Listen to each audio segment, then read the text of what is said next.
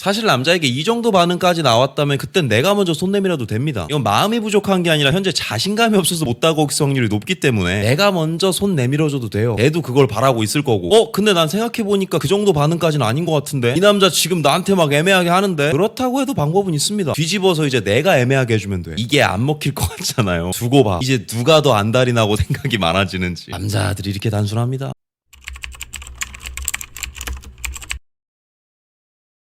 안녕하세요. 수원에 살고 있는 24살 여자이고 저의 애매한 썸남은 29살 남자입니다. 10월 초 취미를 기반으로 한 모임에서 만나게 되었는데 첫 만남에 다 같이 있는 자리에서 이분이 저에게 좋아하는 티를 냈고 저도 이 사람의 인성이나 얼굴이 나쁘지 않아 연락처를 주고 받았습니다. 그 후로 연락은 거의 매일 하고 2번 정도 만나서 밥을 먹은 적도 있어요. 그런데 가면 갈수록 이 남자 태도가 조금씩 애매해집니다. 통화할 때는 오늘 있었던 일을 물어봐 주기도 하고 조금이라도 제가 아프다고 하면 엄청 걱정을 해주는데 카톡을 하면 무성해 보이고 만나서는 엄청 잘해주는데 먼저 만나자곤 하지 않아요. 헷갈리는 행동 속에 저만 더 마음이 급해지는 것 같고 이번 주에 만나면 아예 대놓고 나에 대한 마음이 어떤지 물어보고 싶은데 사고 치기 전에 석구리님의 생각은 어떤지 물어보고 싶습니다.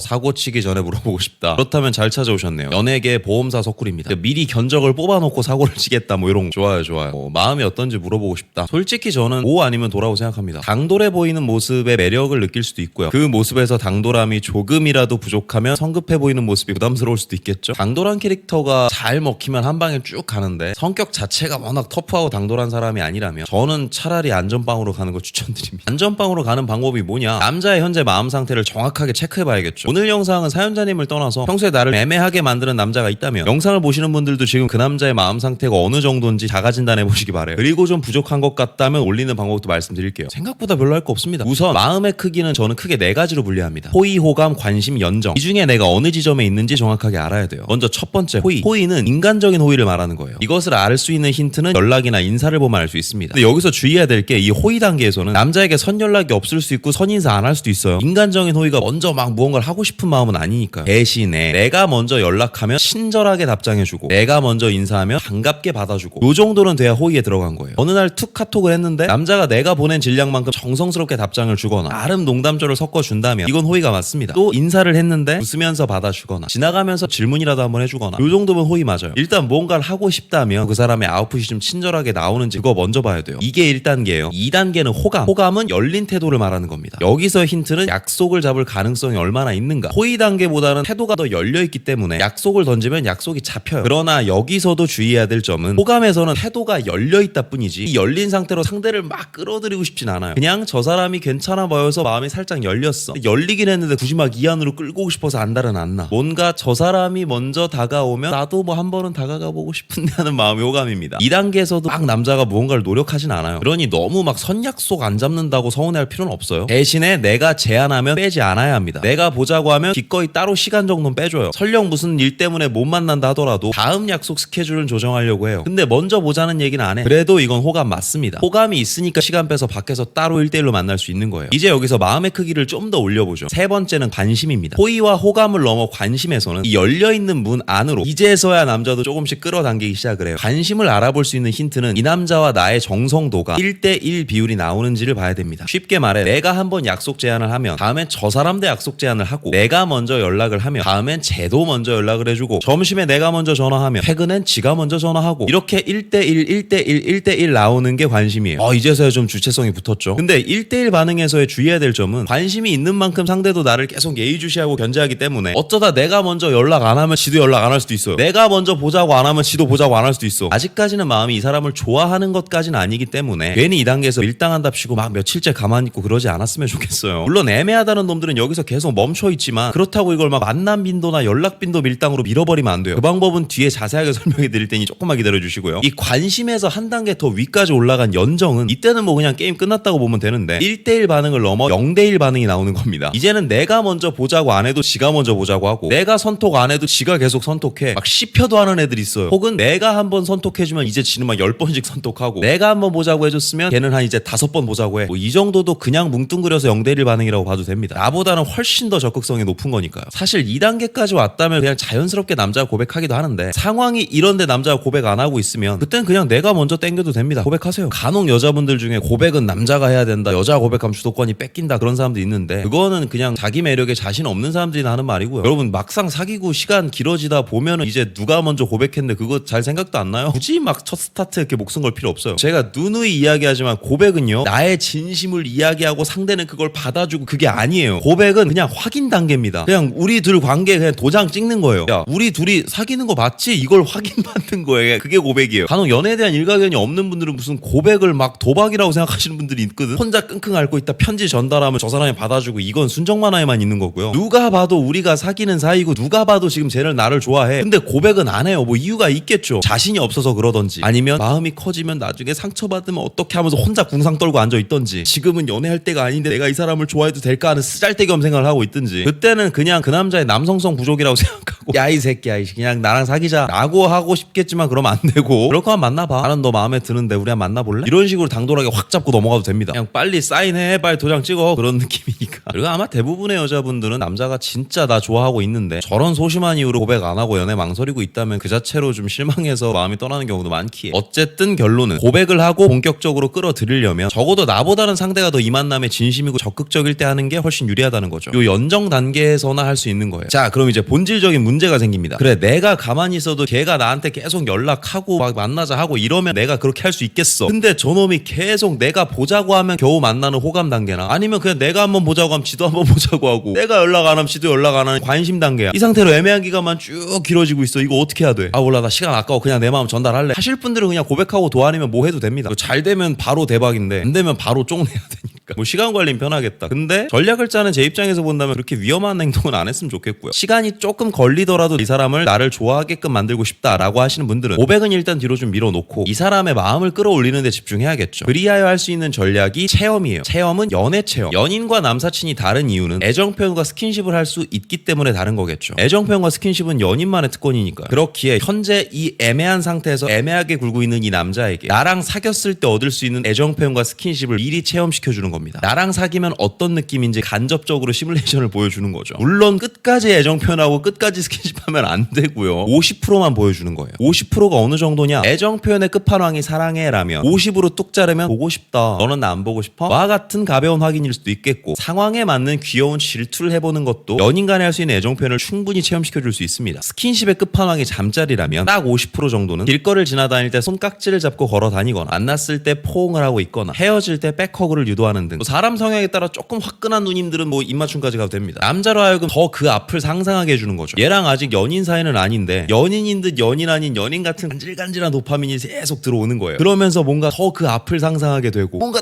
조금 좀 더 나가고 싶고 자연스럽게 관심 단계에서 애정도가 더 올라가죠. 연인이 된다면 그 앞에 더 큰 도파민까지 얻을 수 있을 테니 생각하는 시간이 길어지고 더 좋아하는 마음도 생기게 되는 거죠. 이렇게 자연스럽게 연정까지 끌어올리는 방법이 있는데, 와 근데 징하다. 제가 말한 거 다 했는데 애매하게 애정 표현도 하고 애매하게 스킨십도 하는데 아직도 애매해. 애매한 상태로 한 10년 있을 것 같아. 이거 어떻게 해야 돼요? 해서 찾아오시는 분들이 있는데, 저한테 찾아올 필요 없이 이건 바로 알려드릴게요. 나는 시간을 두고 할 때까지 열심히 해보고 애매하게 스킨십도 하고 애매하게 애정 표현되는데 계속 시간만 길어져. 그럴 때는 더 이상 스킨십이든 애정 표현이든 이런 거 해주지 말고 그냥 딱 잘라서 솔직하게 말해. 난 더 이상 이렇게 애매하게 지내기 싫고 네 진심이 알고 싶다고 라고 연애를 책으로 배운 친구들은 이야기하겠지만, 조금씩 분위기가 좋아지고 있는 상황에서 갑자기 이걸 진정성으로 확 꺾어버리면 의도치 않게 이게 갑자기 부담으로 다가오는 경우가 있습니다. 물론 시간을 절약하고 싶은 분들은 그렇게 해도 상관없는데, 좀 더 확률을 높이고 싶다 하는 여우들은 이렇게 자존심 상한 티를 팍 내진 않아요. 그리하여 이때 쓸 수 있는 마지막 최종 단계가 스킨십 탈락입니다. 무슨 말이냐? 체험 단계에서 애정 표현은 그대로 계속해요. 근데 스킨십은 안 해주는 거예요. 애정 표현도 안 하고 스킨십도 안 한다면 이 사람이 슬슬 지쳐가고 상처받고 있는 게 보이는데, 애정 표현은 뻔뻔하게 계속 하는데 스킨십은 안 해줘. 이때부터는 생각이 많아지죠. 속을 알 수 없는 애가 되는 거예요. 말로는 맨날 보고 싶다, 막 질투도 하고 오글거리는 말도 다 하면서, 막상 만났을 땐 손 안 잡고 주머니에 손을 넣고 걸어. 골목 으슥한 데 있으면 가끔 포옹도 하고 뽀뽀도 했었는데 이제 슬슬 거리를 두고 걸어. 지금까지 저 사람이 나한테 애매하게 한 만큼 이제는 내가 그 애매함을 돌려주는 거죠. 썸 타는 단계에서 말과 행동을 달리한다는 게 그만큼 사람 미치게 하는 게 없거든요. 뭔가 말과 행동이 똑같이 떨어진다면 깔끔하게 포기하겠는데, 말은 계속 저렇게 해주는데 스킨십은 안 해. 점점 더 생각이 많아지고 안달이 나는 건 남자 쪽이 되는 겁니다. 뭔가 자신의 권리를 잃어가고 있다는 것 같은 생각에 속상해지기도 하고요. 그러면서 어떤 날은 대놓고 여러분에게 삐진 티를 내거나, 나는 진지하지도 않은데 지 혼자 진지해져서 괜히 내 의중을